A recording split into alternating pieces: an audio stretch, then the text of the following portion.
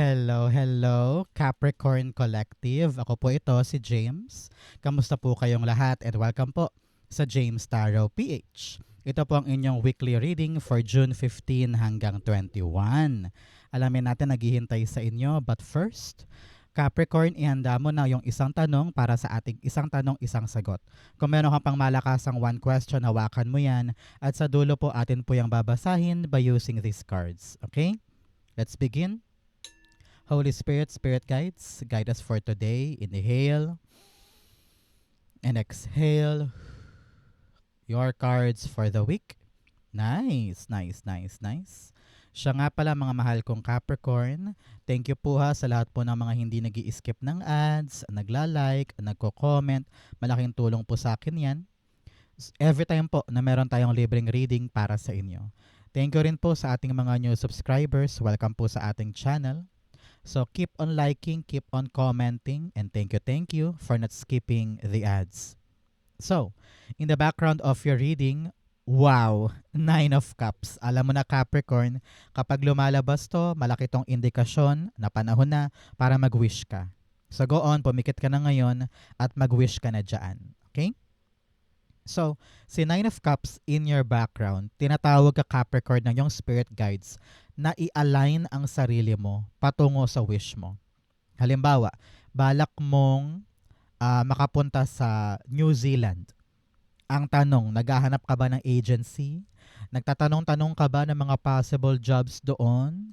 Kinokolekta mo na ba yung mga dokumento mo para maipasa? No? Tinatawag ka para tumbukin, i-align ang sarili nang sa ganun, mapalapit ka ng mapalapit sa goal mo at wish mo. Halimbawa din, naghahangad ka ng bagong love life, gusto mo makakilala ng isang bagong tao o isang bagong potential lover. Lumalabas ka ba ng bahay? Nasali ka ba ng mga online dating apps? Ikaw ba'y mahilig makipag-meet up sa iba't ibang tao? The possibility of you getting your wish ay nasa action mo. Tulad ng palagi kong ginagamit na example, balak mo maging singer pero nag-audition ka ba? Parang ganyan, di ba? So kailangan may action tayo, papalapit, pasalubong sa ating mga wish. Okay? In your core energy, meron kang the Page of Swords. Okay? Si Page of Swords, this week, gagalaw ka na tungkol sa isang bagay na medyo takot ka, medyo may alinlangan ka, pero sabi mo, kayang-kaya ko naman tong aralin. Sige, susugurin ka na. Susugurin ko na. Tingnan mo to. Si Page of Swords. Hindi siya magaling sa paghawak ng espada, pero binuhat niya. Sabi niya, lalaban ako. Kayang-kaya ko tong aralin habang naglalakad ako paabante. So ganun ka dapat ngayon. You don't need the perfect time or the perfect angle or the perfect opportunity para gawin yung isang bagay. Hinihintay ka ng swerte mo. Hinihintay ka ng wish mo, nalapitan siya. So galaw, galaw, galaw, kilos, kilos, kilos, at wag na wag mong mamaliitin ang iyong sarili. Okay? Page of Swords, the King of Cups. Si King of Cups, sabi dito, magpakahinahon ka. No? Kung meron kang mga laban ngayon at medyo kabado ka, medyo may alinlangan, at normal naman yung kaduwagan mo dyan, no? I understand you. No judgment here. Okay? Pero sabi dito, if you could just relax and hindi mo hinahayaan na maapektuhan ka ng feelings mo, it will make you a good fighter ngayon. Mawawala yung mga excuses mo na, ay ayoko pang gawin, takot pa ako, ay marami pa akong inaasikaso, wag muna. Pero dahil hindi mo hinayaan na malunod ka ng emosyon mo, lalaban ka ngayon. Yesterday, I was watching an interview kay Gina Alahar. And sa interview na yun, sabi niya, ang payo niya, do not let your emotions run over your mind. Diba? Sabi niya, because emotions are fleeting. No? It can change suddenly or in a hurry. Ganyan. Parang sinasabi niya doon na kung magre-rely ka lang sa feelings mo, maaring magbago yan. Maaring yan ang makaharang doon sa mga dapat mong gawin. So, now, Just like that interview, ikaw din ganun. Huwag mo hayaan yung emosyon mo ay makaharang dun sa laban na pwedeng-pwede mo naman gawin ngayon. Okay? Your fight, I think, kahit hindi ka ready, panahon na para sumugod. Okay? So, Capricorn, ano ba tong mga laban na to o pagkilos na ito na medyo may alinlangan ka? Comment down below, i-manifest natin yan para magkaroon ng magandang andar papalapit sa goal mo. Okay? Marami na nag-comment sa akin dati na natupad yung sinulat nila sa aking comment section. So, gawin mo din, mag-comment ka din, it will happen to you. Okay? In the area of what you need to focus on, meron po kayong the Queen of Pentacles. Focus ka in nurturing kung ano yung mga bagay na pwede magpalago sa'yo. Example, you're focusing on your negosyo. You're focusing on your trabaho, on your project. You're focusing on your bahay kasi balak mo ipagawa. Kung ano man yung mga bagay na dapat mong pag-focusan ngayon, magaganap yan. Titriple, dodoble yung inaasahan mong outcome. So panahon to para maging hands-on, maging involve ka dyan at hindi mo pwedeng ipasa sa iba. Kailangan ikaw talaga ang nakatutok. Okay? Importante yan. Especially kung ito ay pagkakakitaan mo, halimbawa, negosyo, sideline, online job mo to, halimbawa, kung work from home ka, importante na nakatutok ka pa din the way kung paano ka tumutok noon. Para same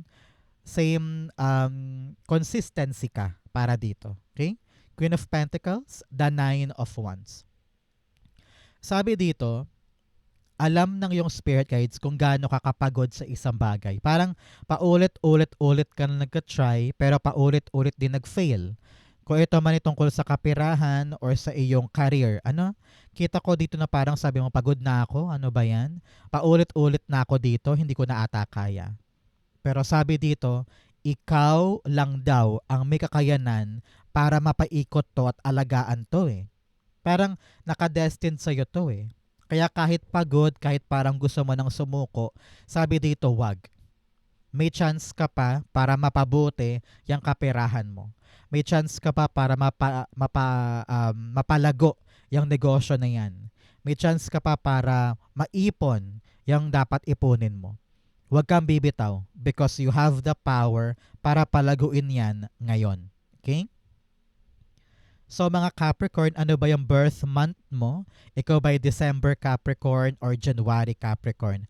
Comment down below, no? Team December and Team January, paramihan kayo. Okay? In the area of what you need, meron kang Chariot card. Abante, abante, abante. Pinapayuhan ka dito na bitawan mo na yung mga makaluma mong pananaw, yung mga makaluma mong idea tungkol sa isang bagay para makalarga ka na. Nakita ko dito na kung ikaw ay kontento sa outdated or makalumang paraan, lalong walang mangyayari. Kitang-kita mo na na-stuck ka na dyan, na parang you're running in cycles, you're running in circles pala, and you're thinking na parang cycle na to babalik-balik lang ako dito So panahon na para kumawala ka sa ganyang sistema and charge forward on something na alam mong kaya mo nang gawin ngayon. Your spirit guides are telling you, ready ka na, and they are supporting this move. Kung ikaw man ay lilipat ng ibang bansa, ibang kumpanya, ibang trabaho, lilipat ka ng ibang bahay o ibang karera, no? The universe is supporting this move. Kung ano man tong transition na to, kayang-kaya mo to dahil this move will lead you to your wish. Okay? Congrats po in advance. Chariot, the Two of Cups. Okay. Kung meron ka mang move ngayon, kung meron ka mang gagawin, talagang massive redirection ng life mo. Sabi mo, ito na yung balak kong puntahan, ito na yung balak kong gawin, ito na yung pagliko ko. Kailangan kausapin yung family member para maunawaan nila itong gagawin mo. Siyempre, may mga maapektuhan dyan, di ba? So, kailangan ipaintindi sa kanila kung bakit mo gustong gawin to para suportahan kanila at hindi sila maging sagabal along the way. Okay? Example, balak mo nang lumipat from Oman patungo sa London, halimbawa. Siyempre, yung pamilya mo, hindi nila alam yan, di ba? So, ipaunawa mo sa kanila kung bakit balak mo lumipad patungong London imbes na umuwi ng Pilipinas. Ganyan. O example, balak mo na umalis sa yung corporate job. Nandyan ka for 15 years pero sabi mo, gusto ko nang itayo yung aking flower shop.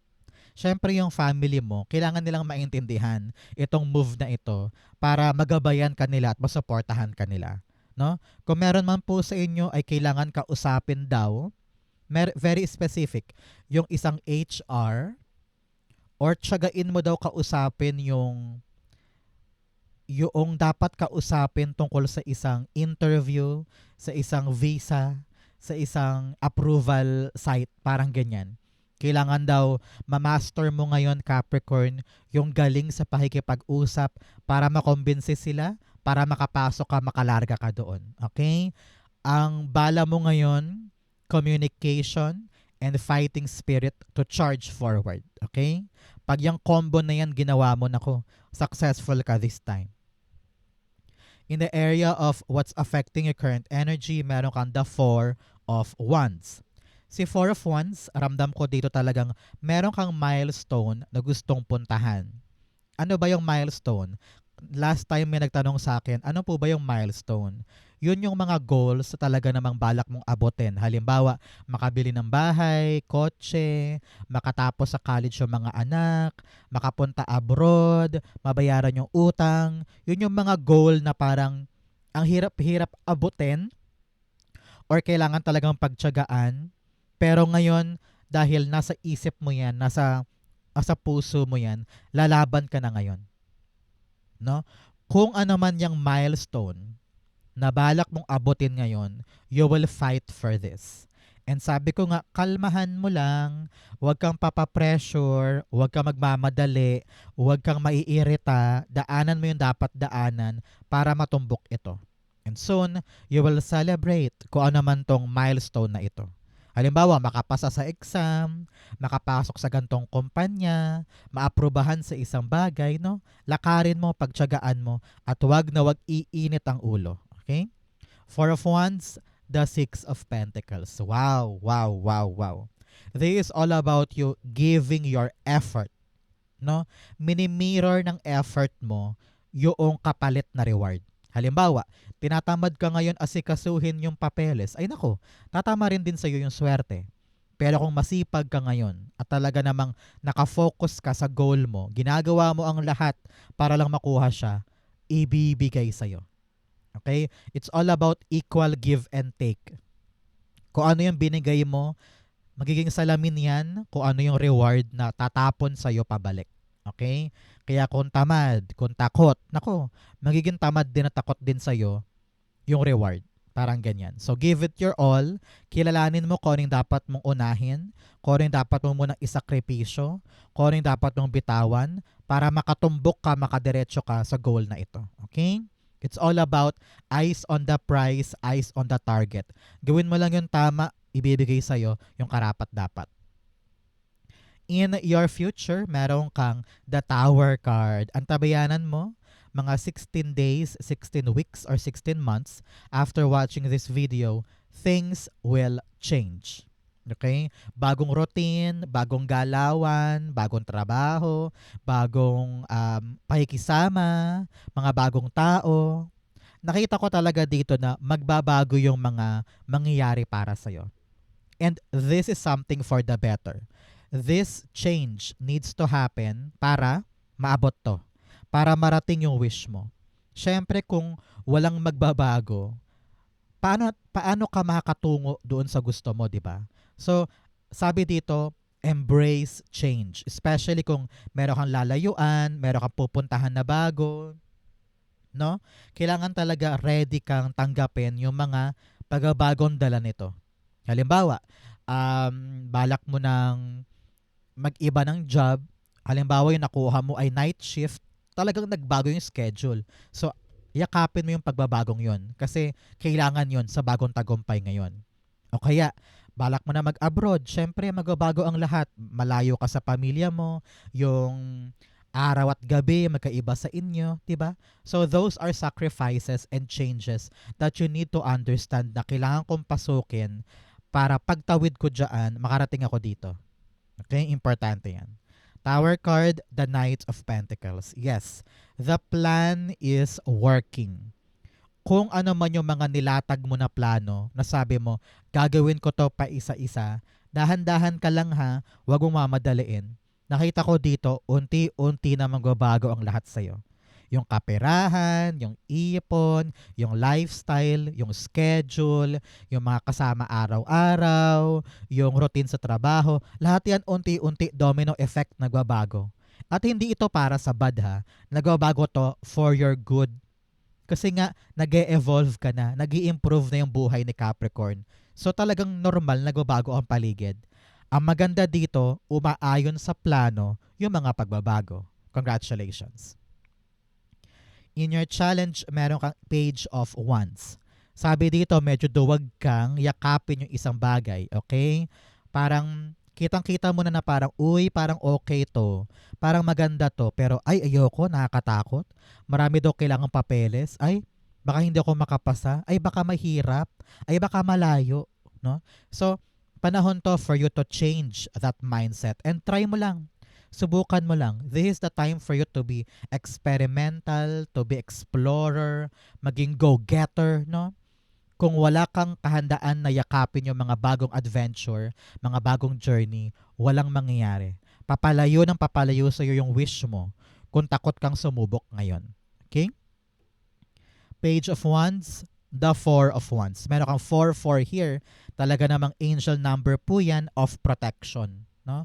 Ibig sabihin, safe ka, ligtas ka, ikaw at ang family mo. Kaya wala kang dapat ikatakot, wala kang dapat ikaduwag ngayon. You are loved, you are protected, you are blessed. Okay? So, si Four of Wands clarifying our Page of Wands. Isipin mo na lang kung ano yung maaaring kong makuha na goal sa buhay ko kapag nilaban ko ito. Meron sa inyo parang lilipat ng ibang bahay, lilipat ng ibang lugar, or parang lilipat ka ng ibang pupuntahan eh. Parang ganun eh. And this move, syempre challenging yan. Medyo nakakaba, ang hirap mag-adjust, ang hirap makisama, ang hirap pakibagayan yung ibang tao. Pero nakita ko dito na pagtagal, magiging komportable ka rin dito. And you will see na, wow, ito yung kailangan ko for my stability, para mabigay ko sa pamilya ko yung pangarap ko para sa kanila, para mapatibay ko yung future ng family ko. Kung kailangan ko tong sugalan, gagawin ko. Parang ganon. No? So, fight that fear and chase forward. In your fortune, meron kang in the flow, everything is smooth sailing. Yes. Makikita mo to, mararamdaman mo to. Kapag unang hakbang, syempre mahirap. Pero pagtagal parang, ay, madali lang pala, kayang-kaya ko pala, dire-diretso lang pala to. Parang ganyan, okay? At mapapanatag ka na dahil yung paghakbang mo, okay pala. In your fortune, meron kang the Knight of Wands. Ang mga knights po ay deliverer of good news. Ibig sabihin, this week, asahan mo yung magandang balita tungkol sa isang bagay na inaasikaso mo. At yung magandang balitang ito yung go signal para dumiretso ka na sa isang bagay. Congratulations. You're gonna be very, very excited. Siyempre may konting kaba, may konting takot, pero mamamayani yung excitement mo na parang, yes, may nangyayari na, meron na akong development, meron na akong isusugod, makakalaban na ako, makakaabante na ako. This is your go signal. Knight of Wands, the Page of Cups. Uy. Sabi dito, isang surprising event ang mangyayari sa'yo this week. Hindi mo akalain na darating to. Maaaring ito yung tawag na, ito yung konfirmasyon, ito yung good information na hindi mo akalaing sa'yo binigay, o ikaw yung naaprubahan, o ikaw yung nakapasok, o ikaw yung nakapasa, parang ganyan. So, ang tabayanan mo, yung unexpected good news na magpapaabante sa'yo sa isang bagay. Congratulations, i-claim mo to para sa'yo yan. In your divine, meron kang be bold and make the first move. Sabi ko nga, hindi ka duwag, hindi ka yung parang, ay kailangan ko munang maghintay ng timing, ay kailangan ko munang ihanda ito, ay kailangan ko munang maghintay ng ganyan. No, lalaban ka, lalarga ka. Kahit hindi ka marunong, kahit hindi ka magaling, kahit parang feeling mo hindi ka pa enough, pero nakita ko talaga dito yung paglaban mo or pagsuong mo sa journey na ito. Kinonfirm, be bold and make the first move. Ikaw ang kikilos paabante para gumalaw yung frequency ng goal mo papasok sa'yo. Okay? In your divine messages, meron kang the Hanged Man. Sabi dito, kapag meron kang mga delay, kapag meron kang mga antala, that is God's protection. That is God's redirection for you. Meron siyang gustong ipaunawa sa'yo, kaya tumetenga yung isang bagay. Kaya kailangan mo daw maliwanagan dyan. Ano ba yung ginagawa kong mali? Ano ba yung ginagawa kong hindi swak? So kapag naliwanagan ka na at alam mo na yung mali, itama mo para makadiretso ka na, walang palya, walang antala, walang delay. Okay? So kapag ngayon, magkausap tayo at parang feeling mo, bakit hindi to umaandar? Bakit hindi to umaabante? Aralin natin para makita natin kung ano ba yung dahilan para meron ka ng solusyon para makadiretso.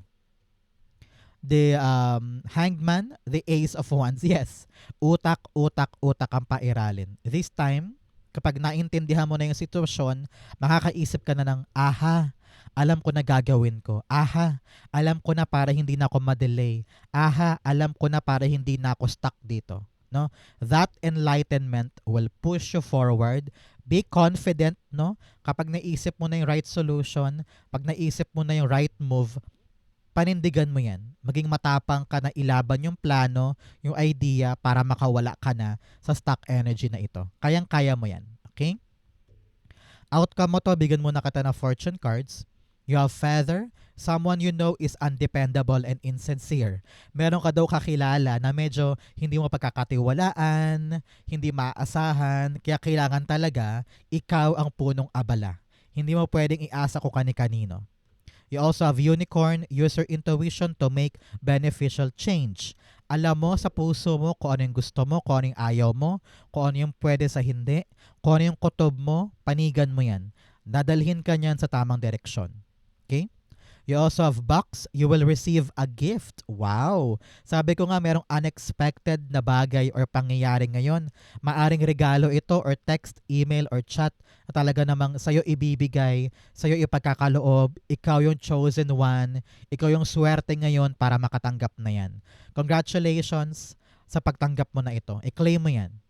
You also have coins. Money will be coming to you. Ooh, meron daw pong perang paparating. Congratulations. Manlibre ka naman, Capricorn. Napakaswerte mo this time. Ang outcome ni Capricorn for June 15 to 21, the Queen of Cups. Your heart's desires will come true. Sobrang saya ng puso mo dahil nakuha mo. Parang nakatutok ka lang sa premyo, nakatutok ka lang sa reward, nakatutok ka sa magandang outcome. Congratulations, nasa kamay mo yung bunga, nasa kamay mo yung bagay na pinakaminimithi mo. Congrats po para sa inyo. Queen of Cups, the Moon card. Moon card's all about believing in the impossible. Kahit hindi ka sure, kahit takot ka, parang wala ka mapanghawakan, pero inilaban mo. Nung inilaban mo, dahil alam mo sa puso mo your intuition is telling you, teka, kahit hindi ko to alam, kahit di ako sigurado, idediretso ko to. Kasi sa puso ko, alam ko, kaya ko. No? Dahil ginawa mo, tinulay mo, diniretso mo, ayun, nakuha mo siya. At hindi ka makapaniwala na parang, wow, nagawa ko. Wala akong kalinawagan, wala akong klarong sagot dito, pero alam mo na makukuha ko to akin to And then you charged forward. At sa dulo nakita mo, yes, napasakin. Lahat ng tanong ko, lahat ng kalabuan ko, luminaw na sagot. At napasa kamay ko yung journey na ito. Congratulations. Malubak man, mahirap man, nakakapagod man, marami man duda, pero hindi ka bumitaw, nakuha mo yung outcome. Congratulations. So, Capricorn, dako na tayo sa yung isang tanong, isang sagot. Pumikit ka na ngayon at isipin mo tong one question mo. Okay? Inhale and exhale. The answer to your question, you have Four of Swords, the Three of Wands, and the Knight of Cups. Beautiful. At the background, you have the Two of Pentacles. Ngayon, medyo nagadalawang isip ka na tungkol sa mga bagay sa question mo. Hindi mo alam kung itutuloy pa ba or hindi, akin pa ba or hindi, kaya medyo may atras-abante ka. Pero sabi dito, darating na yung kapanatagan ng puso mo. Your prayers are being answered now. No? Sabi dito, darating na rin yung hinihintay. Okay? Kung ito man ay offer, ito man ay love life, ito man ay affam, ito man yung bagay na pinakaminimithi mo, sabi mo, pag to dumating, okay na ako. Yes, darating po siya. At talaga namang sobrang saya ng puso mo, makakapag-relax ka na dahil napasa kamay mo na. At unti-unti nang babalik yung tamang balanse ng buhay mo. Hindi ka na aligaga, hindi ka na takot, hindi ka na puro duda, hindi ka na nag-overthink dahil meron ka ng katibayan ng kanyang pagdating. Nasagot, kumbaga, napasa kamay mo. So congratulations kung ano man yung question mo na yan. It will arrive to you, it will happen to you, and you will be relaxed soon. Congratulations. Kung naghihintay ka ng yes or no, the answer is yes. It will come, it will be arriving soon, and you will be very, very happy sa makukuha mo. Congratulations, okay? So Capricorn, ito po ang yung isang tanong, isang sagot. Ganon din po ang yung June 15 to 21. Sa po kayo nakaresonate, comment below. Babasahin ko po yan. Thank you, Holy Spirit, Spirit Guides, for the clarity and messages na dapat malaman ng mga Capricorn this time. Thank you po for watching hanggang dulo. I love you. This has been James for James Tarot PH. God bless everybody.